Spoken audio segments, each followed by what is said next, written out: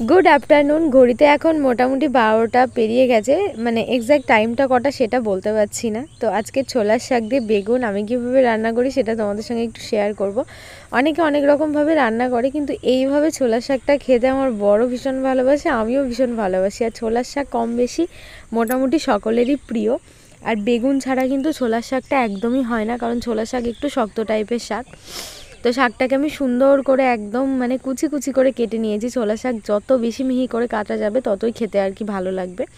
তো প্রথমে কড়াইয়ের মধ্যে তেল দিয়ে বেগুনটাকে একটু ভালো করে ভেজে তুলে রেখে দিয়েছি। তারপরে এর মধ্যে দেখো একটু রসুন, মানে বেশ কয়েক কোয়া রসুন দিয়েছি থেতো করে, একটু পেঁয়াজ দিয়েছি, কাঁচা লঙ্কা দিয়েছি, আর একটু মুগের ডাল দিয়েছি।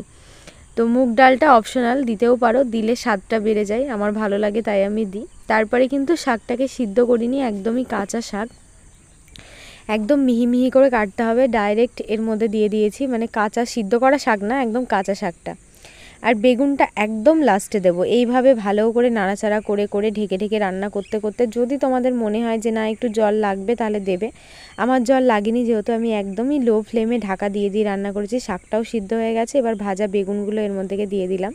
এই দেখো বেগুনগুলো তো আগে থেকেই আর কি পুরোপুরি কুক হয়েছিল। তো এর মধ্যে দিয়ে ভালো করে নাড়াচাড়া করে একদম ঘাটাপাটা ব্যাপারটা হয়ে যাবে। তারপরে নামিয়ে দেবো। ছোলার শাক আর ডাল, মানে মুসুরির ডাল আমার যে কি প্রিয় খাবার, শীতকালের দিন এটা দিলেই আমার আর কিছু চাই না। আর মটরের শাকটা একটু অন্যরকমভাবে রান্না করতে হয়, ওটা একটু চচ্চড়ি করলে ভালো লাগে, কিন্তু ছোলার শাকটা এরকম করে বেগুন দিয়ে মুগ ডাল দিয়ে ঘন্ট করলেই বেশি ভালো লাগে। তোর মতো আধের বয়স আমাকে কেউ কোলে নেয়নি। ছি ছি ছি ছি ছি, বাবারে উঠতেই পারি আমি কোলে, কত বড় মেয়ে কোলে উঠেছে, দেখি এদিকে তাকা। ছি ছি ছি ছি, সবাই নিন্দে করবে। তো শাকটা তো রান্না হয়ে গেল, আর তিধাবুড়ি দেখতেই পাচ্ছ বাবার কোলে এরকমভাবে এত বড় হয়ে যাওয়ার পরেও কিন্তু বাবার কাছেও ছোটই রয়ে গেছে, কারণ বাবা ওই বছরে 2-3 বার মেয়ের দেখা পায়। আর মেয়ে তো আনন্দে একদম মানে বাবা পাগল আর কি যাকে বলে। আসলে সত্যি কথা বলতে ফৌজির ছেলেমেয়েরা না বাবার ভীষণ ভক্ত হয়, কারণ বাবা অল্প দিনের জন্য আসে, তো আর বকে তো নাই, শুধু ভালোবাসাটা পায়। আর মায়ের কাছ থেকে যেহেতু অবিরাম বকাটা পায়, ওই জন্য মাটা একটু অপছন্দেরই জিনিস হয়ে যায়। তো আজকে কাঁচা টমেটো দিয়ে আমি মুসুরির ডাল করছি। কাঁচা টমেটো দিয়ে মুসুরির ডাল খেতে খুব ভালো লাগে, একটু টক টক ব্যাপারটা লাগে। আমাদের এখানে জানো তো কাঁচা টমেটো খুব একটা পাওয়া যায় না, কিন্তু আমার বাপের বাড়ির ওদিকে বেশ ভালো পাওয়া যায়। তো এই যে ছোটো ছোটো খয়রা মাছগুলো নিয়েছি, ওই মাছগুলো দিয়ে কাঁচা টমেটো দিয়ে একটু চচ্চড়ি করব, মানে টক বলতে পারো। এই দেখো মাছগুলো ভেজে এই সাইডে রেখে দিয়েছি। তো এই মাছ দিয়ে কাঁচা টমেটো বাটা দিয়ে সর্ষে লঙ্কা বাটা দিয়ে চচ্চড়ি করলে এত ভালো লাগে কি বলবো। আর সবার লাস্টে ওই চচ্চড়িটাই হতে বাকি আছে। আমার বর্মশাইয়ের খুব খিদে পেয়ে গেছে বলে ওকে ভাত দিয়ে দিলাম। ও আবার ছোটো মাছ টক এগুলো অতটা পছন্দ করে না, তবুও আমি জোর করে দিলে হয়তো একটু খেয়ে দেখবে। তো দেখো খয়রা মাছ ভাজা, ছোলার শাক, তারপরে হচ্ছে তোমার মাছের ঝোল, ডাল, তারপরে হচ্ছে তোমার একটা সবজি, মানে টমেটো দিয়ে ডাল, সবজি না ওটা হচ্ছে কাঁচা টমেটো দিয়ে মাছের আর কি টক। তো এই হচ্ছে আজকে আমাদের দুপুরের খাওয়া দাওয়া, মানে দুপুরের রান্না বান্না। ওকে ভাজা মাছ দিয়েছিলাম আর টকেরও একটু দিয়েছি, কিন্তু ও বলছে আমি টকেরটা খাবো না। বলছি না খেয়ে দেখো। রুই মাছের ঝোল করে, মানে শুধু করেছিলাম রুই মাছটা, আজকে কোনো আলু টালু কিছু দিইনি, যেহেতু ছোলার শাক হচ্ছে, আবার টমেটো দিয়ে টক হচ্ছে, আলাদা করে ডাল আছে, মাছ ভাজা, তো ওই জন্য আর সবজির দরকার হবে না, মানে হবে বলে আমার মনে হলো না, তো ওই জন্য আর আলু টালু কিছুই দিইনি। তো এই ছিল আমাদের দুপুরের খাওয়া দাওয়া। তোমাকে বললাম ব্ল্যাঙ্কেটটাই প্রথমে আমি শোবো, আর তুমি শুয়ে বউনি করে দিলে, তাহলে কি করে হলো? না না, তুমি শুয়ে বউনি করে দিলে কেন? পুরো সাদা ব্ল্যাঙ্কেটটা, এ যে কি পরিমাণ নোংরা হবে, এত সাদা ব্ল্যাঙ্কেট কেউ নেয়? তুমি তো আগে শুয়েই পড়েছো, তাহলে আর কি করে হবে? তুমি যদি না শুতে তাহলে হতো, তুমি তো আগে শুয়ে বউনি করে নিলে, তাহলে আর আমাকে কি করে তোমার গিফট করা হলো ব্ল্যাঙ্কেটটা? বুটাগুলো একটু ঝেড়ে ঝেড়ে যদি দাও, তাও একটু জলটা তাড়াতাড়ি সে তো শুকিয়ে যাবে, 10 দিন রেখে দিলেই তো আমাকে দিও না, আমি দিয়েছি, আমাকে দিও না। যেখানেই যাবে ফুস ফুস করতে তোর বাবা ভুলবে না কোনোদিন। না আমি পার্স নিয়ে কি করবো? তাই তো, তাও তো একটা কথা।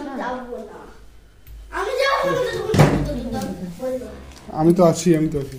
তিধার এই কম্পিটিশনটা শুরু হওয়ার মোটামুটি মানে কম্পিটিশনের মোটামুটি 1 মাস ধরে ধরো ওদের প্র্যাকটিস চলছে। আমি তো রোজ প্র্যাকটিসে নিয়ে আসতে পারি না, মাঝে মধ্যে ফাঁকা ফাঁকা দিনগুলোতে নিয়ে আসি। আর যেহেতু ওর পাপা ছিল তো জিটিআই প্র্যাকটিস ছিল, মানে খাগড়ার যে জিটিআইটা আছে ওখানে জিটিআই স্কুলে, তো ওখান থেকে আমরা একটুখানি গঙ্গার ধারে বসেছিলাম। তিধার প্র্যাকটিস হয়ে গেল, তারপরে একসাথে দেখো একটুখানি ভাবলাম চলো কেনাকাটা, তো আমাদের কিছু হয়েছে এখনও কিছু হয়নি, তো ওই জন্য কেনাকাটা করতে এসেছিলাম। এদিকে হচ্ছে তোমার মানে তিধার জন্য আর কি জুতো দেখতে মানে তোমার বাটাতে এসেছিলাম। তো এখান থেকে না আমার মেয়ের মানে তেমন একটা খুব একটা যে ডিজাইন পছন্দ হচ্ছিল তা না, কিন্তু এই জুতোগুলো খুবই সুন্দর লাগলো। কিন্তু এই জুতোগুলোর প্রাইস মানে যেটা আমার মেয়ের আর কি পছন্দ হয়েছিল সেটার প্রাইস শুনলে তো মাথায় হাত, মানে 2150 টাকা। মানে একটা বাচ্চাদের জুতোতে কি আছে আমি নিজেও জানি না। তো আমাদের পক্ষে এখন ওকে 2150 টাকা দিয়ে একটা জুতো কিনে দেওয়া মানে পসিবল হলো না, তো ওই জন্য আমরা জুতোটা কিনে দিইনি। কারণ আমরা চেয়েছিলাম একটা ভালো 500 থেকে 700 টাকার মধ্যে একটা ওকে ভালো জুতো কিনে দেবো।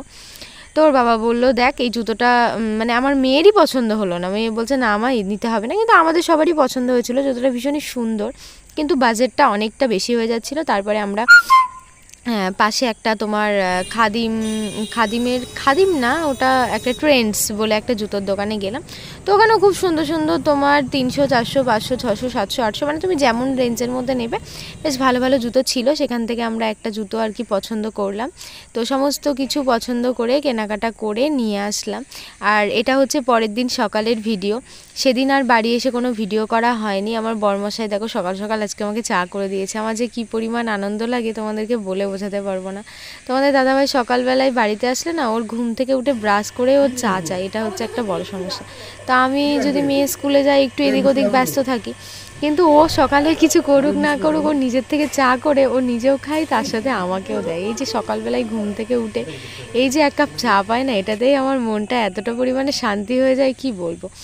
তো ক্যান্টিন থেকেও অনেক ধরনের বিস্কুট এনেছিল, তো সব রকম একটা একটা করে খেয়ে খেয়ে দেখছিলাম। আমি না চিনি খাওয়াটা একদমই কমিয়ে দিয়েছি, কিন্তু এই বিস্কুটগুলোতে এত মিষ্টি মানে খেতেই ইচ্ছা করছিল না এত মিষ্টি। তো যাই হোক তবু একটা একটা করে টেস্ট করে দেখলাম। চাটা খেয়ে এবার কাজে লাগতে হবে, প্রচুর জামা কাপড় কাচাকুচো আছে। সকাল সকাল উঠে বাবাকে একটু বেবি সাজিয়ে দিয়েছি। দেখো হেয়ারস্টাইলটা কেমন হয়েছে বেবি। ও বেবি, ও বেবি 1 নম্বর আছে কিন্তু এটাতে ক্যাম্পাসে। বেবি বাদরটা দেখেছো সকালবেলায় উঠেই বাদরামো বুদ্ধি শুরু করে দিয়েছে। আর ওর বাবার তো কোনো ধ্যান ধারণাই নেই, মেয়ে যা করছে করুক, মানে যত রাজ্যের ক্লিপ গার্ডার হেয়ারম্যান এরকম প্রত্যেক দিনই ও করে, সাজিয়ে দেয় এ করে, কিন্তু শীতকালে সাজানোটা অতটা পছন্দ করে না। ময়লা কুড়ায় না ওদের মতনই লাগছে দেখতে, ওরা একটা লাঠি নিয়ে হাতে ময়লা কুড়ায় ওদের মতনই লাগছে দেখতে। এ ঘরের মধ্যে ঢুকবে আসতে। আমাদের বাড়ির পাশেই যেহেতু প্রচুর ফাঁকা জায়গা, তো ওই জন্য কী হয় আমরা এই একটা একটা করে ফেলতে ফেলতে ফেলতে ফেলতে মিষ্টির ঠোঙা এ ও তা মানে। আর এই দিকের দরজাটাতে না খুব সুন্দর রোদ আসে সকালে, তো বর খুলে দিলে এখানে বসে চা খাওয়া ভাত খাওয়া সমস্ত কিছু হয়। বলে তোমরা এখানটা কী করে রেখেছো, মানে দেখলেই কেমন যেন ঘৃণা লাগে। তো ও আবার এগুলোতে সব বেশ ভালো করে এক জায়গায় জড়ো করে, মানে দিদিভাইও ফেলে আমিও ফেলি, দুজনাই ফেলে ফেলে হয়েছে। তো আমাদেরকে মানা করে দিল তোমরা যেন আর এখানে কিছু ফেলবা না। হ্যাঁ ঠিক আছে। তো সকালে আজকে আলু ভাজা করেছিলাম, আলু ভাজা দিয়ে মুড়ি, এটাই হলো ব্রেকফাস্টে আমাদের খাওয়া দাওয়া আজকে সকালে।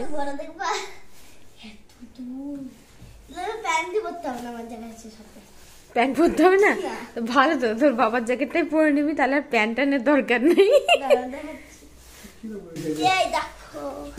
খুব ভালো, এইটাই মানে আর কিছু কিনতে হবে না, এটাতেই হয়ে যাবে, আর বেশি প্যাকিং করাও লাগবে না।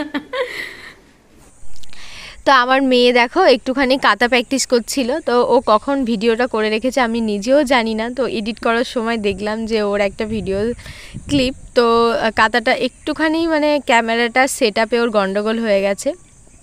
তো যেহেতু প্র্যাকটিস করেছে আর ভিডিও এডিটিংয়ের পাশেও বসেই ছিল, বলছে মা আমি কিন্তু কাতাটা করেছি, তুমি একটু বন্ধুদেরকে দেখাবে।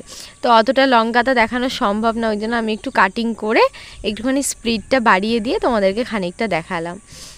ও আর কি চাইছিল যে তোমাদেরকে একটু দেখাতে। তো সকাল সকাল দেখো ঘর বারান্দা তো মুছতেই হবে, কিছু করার নেই, কারণ আজকে একটু বেলাই হয়ে গেল। প্রত্যেক দিন সকাল সকালই ঘর বারান্দাটা মুছে নিই, আজকে একটু বেলাতেই। তো ওর বাবার ভিডিওটা দেখাচ্ছে আর বাবাকে বলছে পাপা এবার তোমাকে আমি ভাইরাল করে দেবো, আর ওর বাবা তো ভীষণই হাসছে। আর ঘরটা মুছতে মুছতে আমি বলছি মানি তুই একটু মুছে দে। আমার মেয়ে কিন্তু যে কোনো কাজ বললে আমাকে করে দিতে এক্সপার্ট, কিন্তু ও বাচ্চা মানুষ, ও কি কোনো কাজ করতে পারে বলো? তবুও ওর বয়স আনজাতে ও কিন্তু ভীষণই এক্সপার্ট সব দিক থেকে। এখন যদি আমি বলি যে আমার ঘরটা একটু মুছে দে, ও কিন্তু খুব সুন্দর করে ঘরটা মুছে দেবে, কিন্তু জায়গায় জায়গায় মোছা পড়বে, জায়গায় জায়গায় পড়বে না। তো ওই সব কাজের থেকে আমার মনে হয় নিজে করে নেওয়াই ভালো। আর ঘর মোছার কথা আমি কোন মুখ দিয়ে আমার ওইটুকুনি মেয়েকে বলবো বলো তো? আমি জাস্ট মজা করছিলাম ওর সাথে। তো ক্যামেরা করতে করতে বারবার পাপার দিকে ক্যামেরা নিয়ে চলে যাচ্ছে। আমি আবার খানিকটা বকা দিলাম যে আমার দিকে নে খানিকটা। আজকে হচ্ছে মানির দৌলতে আমার একটু রান্নাটা বন্ধ আছে দুপুরে। এর আগের দিন তোমাদেরকে দেখিয়েছিলাম যে রেস্টুরেন্ট থেকে আর কি বিরিয়ানিটা এনেছিলাম, তো ওই রেস্টুরেন্টে ওইখানেই আজকে আমরা দুপুরে ভাত খেতে যাব। ঠিক আছে দেখি দেখি মা কত পেয়েছে, কত নাম্বার দিয়েছে কি লিখেছিস আমি বুঝতে পারছি না কোনটা নাম্বার। যেটার মধ্যে সাইকেল লাগানো আছে ওটা নাম্বার। আচ্ছা ঠিক আছে, হ্যাঁ তুমি কত পেয়েছো বলো এবার শুনি। তুমি কত নাম্বার পেয়েছো? আমি না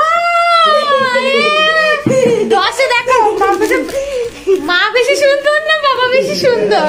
মানি আমাকে 9 দিয়েছে আর বাবাকে কত দিয়েছে? 8। চলো এবার খেতে যাই, আমরা রেডি হয়ে গেছি। আমি আবার সোয়েটার পরলাম, আমার একটু ঠান্ডা ঠান্ডা লাগছে, ওরা দুজন আর পরেনি, ওদের ঠান্ডা লাগছে না কিছু না। তো খাওয়া দাওয়া করে আসি, একদম আমাদের বাড়ির সামনাসামনি কাছে, কিন্তু একটু ঘুরে যাবো, রাস্তা দিয়ে যাবো, তো ওই জন্য বাইকে করেই যাবো। চলো। কি করছে? যেহেতু খেতে আমাদের একটু টাইম লাগবে ওই জন্য গেটেতে তালা দিয়েই গেলাম। হেঁটে গেলেই পারতাম, হেঁটে গেলে 2 থেকে 3 মিনিট লাগতো, কিন্তু যেহেতু ওর পাপা আছে বলে চলো বাইকে করে বসেই দুজন মিলে চলে যায়, একদম সোজা একটুখানি রাস্তা। তো ওখানে গেলাম, যাওয়ার পরে দেখলাম আর কি ওদের মেনু কার্ডটা ওর বাবা আর কি দেখছিল। তারপরে আমরা একদম দুপুরের প্লেন খাবার, প্রথমে সবজি ডাল ভাত অর্ডার করেছিলাম। সত্যি কথা বলতে মানে রিভিউ কি বলবো, এত ভালো ছিল। মাত্র 30 টাকাতে ভাতের কোয়ান্টিটিটা দেখছো ঠিক কতটা পরিমাণে দিয়েছে, আমার পক্ষে তো মানে পেট ভর্তি ভাত। তো আমরা এর সাথে মাছটা অ্যাড করেছিলাম, এক একজনের মাছে 30 টাকা করে, মানে রুই মাছ নিয়েছিলাম আর কি। তো আমি মাছ খাবো না বলা সত্ত্বেও আমার বর জোর করে মাছ নিয়েছে, আর আমার মেয়েও মাছটা খায়নি, আমিও খাইনি। লাস্টে আমার বরকে যে কি কষ্ট করে খেতে হলো। একটা জিনিস বানাবো, তো কি বানাবো তোমাদেরকে দেখাবো, চলো দেখাচ্ছি। জিনিস টিস্যু পেপারগুলোকে হোটেল থেকে নিয়ে এসে ভালো করে ভিজিয়ে রাখবা। তোমার সাথে টিস্যু পেপার আছে মা? হ্যাঁ ফেল দিয়েছো টিস্যু পেপারটা? এই হচ্ছে সেই টিস্যু পেপার, এগুলোকে জলে ভিজিয়ে রাখবো। ভিজিয়ে রাখা হয়ে গেছে, এগুলোকে জল ছেঁকে নেবো। চলো দেখাই, জল দুজনেই হচ্ছে। আজ যে 3 পিস মাছই তোমায় খেতে হলো, তার একটা অভিজ্ঞতা শেয়ার করো আমাদের সাথে। তোমার মানে এই জেদের লেগে তোমাকে একদিন পস্তাতে হবে। জেদের জন্য আমাকে পস্তাতে হবে? কালকে রাতে যে তুমি মাছটা খেলে না, আমি অত সুন্দর করে রান্না করলাম, ওই জেদের জন্য কি তোমাকে পস্তাতে হবে না? মানে ঝোল করো, একটু ঝোল করো। ও যদি ঝোল করি বলবো, কলে কি মানে যা জল ছিল সব ঢেলে দিয়েছো? আবার কালকে একটু গ্রেভি গাঢ় গ্রেভি করেছিলাম, ওই জন্য তো আজকে ঝোলগুলো খেলে না হোটেলে। টকটক করবে, ভালো লাগবে। তোমার মতো ভিলেনকে চিনা বড় দায়। এ দেখো আমি বললাম মাছ খাবো না, তাও মাছ নিয়েছে, সেই মাছটা ও খেলো, ওর নিজেরটাও খেলো। তুমি যে মাছ তিনটে যে কি কষ্ট করে খেলে সে একমাত্র আমি জানি। কালকে রাতে তুইও শয়তান, তুইও কোনো রকমের মাছটা খেলি না। এবার একটুখানি ঘুম দে, ক্যারেটে আছে, ক্যারেটেতে আছে।